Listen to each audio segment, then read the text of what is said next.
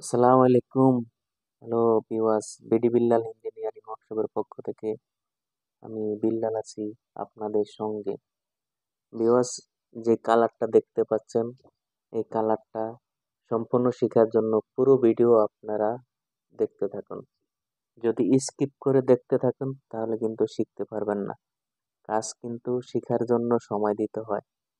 যে কাজ মানুষ ছোট থেকে শিখে, সে কাজ আপনাদেরকে আমি মাত্র 4 মিনিটে শিখাবো, যদি আপনাদের ধৈর্য থাকে। তো ভিউয়ার্স, এখানে দেখতে পাচ্ছেন আমি যেই ক্যাবিনেটটায় কাঠ কালার রং করব, সেই ক্যাবিনেটে আমি 2 লেয়ার রং করেছি কাঠালি কালারের। দেখতে পাচ্ছেন কাঠালি কালার রংটা আমি 2 লেয়ার দুইবার মারছি। একবার মারলে কিন্তু আপনার কালারটা পরিপূর্ণ হবে না, দুইবার মারতে হবে। দেখতে পাচ্ছেন আমি 2 লেয়ার মেরেছি। আপনারা এভাবে এই ব্রাশ দিয়ে 2 লেয়ার মারবেন। তো যদি আপনারা এই কালারটা সম্বন্ধে আইডিয়া না হয়, অবশ্যই আমার নাম্বার দেওয়া থাকবে। আপনারা আমার নাম্বারে ফোন করে পরামর্শ জানবেন। আর এটাতে আমি কাঠ কালার রং করার জন্য কি কি ব্যবহার করেছি, সেই জিনিসটাও আপনারা ভিডিওর মাধ্যমে দেখে নেবেন। আর যদি আপনাদের প্রয়োজন পড়ে, ওই ফর্মাটা আমার সঙ্গে যোগাযোগ করবেন, আমি আপনাদেরকে দিতে পারবো। আর যাদের ফর্মা আছে তা তো আছেই, খুব সহজেই করতে পারেন আপনারা। এই কালারটা করার জন্য বেশি কিছু লাগে না, একটু ধৈর্য ধরেন আর দেখতে থাকুন আমি কি কি ব্যবহার করি।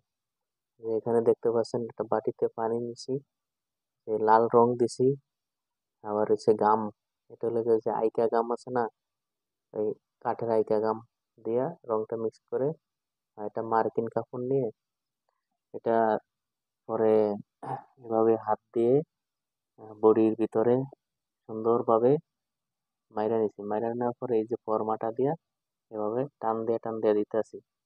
এই ফর্মার টানের ডিজাইনের কারণেই আপনার এটা মানে কাঠের যে একটা ওই যে বলে না আপনার, বলে যে কাঠের রেক পরে, যে কাঠ আপনারা যখন মেলে বাগান তখন রেক পরে এরকম, ওটা দিয়ে টান দিলে এরকম রেক পরে।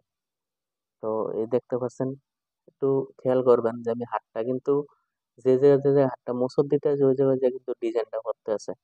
তা আপনারা এইভাবে ডিজাইন ফেলানোর জন্য হাতটা মোচড় দিবেন। খুব খেয়াল করে কাজটা করবেন, অবশ্যই কাজটা আপনারা পারবেন আশা করি। আর যদি আপনাদের কাছে আহ একটু সমস্যা মনে হয় তাহলে আমার সঙ্গে আপনারা যোগাযোগ করবেন। আপনারা যোগাযোগ করলে আমি আপনাদেরকে পরামর্শ দিব কিভাবে কি করা লাগে। আর যে রংটা ব্যবহার করছি অবশ্যই আপনারা এই রংটা ব্যবহার করার চেষ্টা করবেন, যে ই কালার, মুন স্টারের, বার্জার কোম্পানির মুন স্টার রঙা। দেখতে পাচ্ছেন কি সুন্দর কালারটা এখন ফুটছে। কালারটা কিভাবে গ্লেজ করছি, কিভাবে কালারটা আনছি, সম্পূর্ণ এই ভিডিওর মাধ্যমে আপনাদেরকে আমি বলে দিছি। যখন আপনার ওই কালারটা মারার পরে আপনারা একটু ওয়েট করবেন, কারণ যেহেতু এটা গাম দিয়ে মিক্সিং করে মারা হয়, তখন কিন্তু তাড়াতাড়ি শুকিয়ে যায়। শুকানোর পরে আপনারা কি করবেন, বানিশ নিবেন। বানিশ নিয়ে বানিশটা ব্রাশ দিয়ে মারবেন।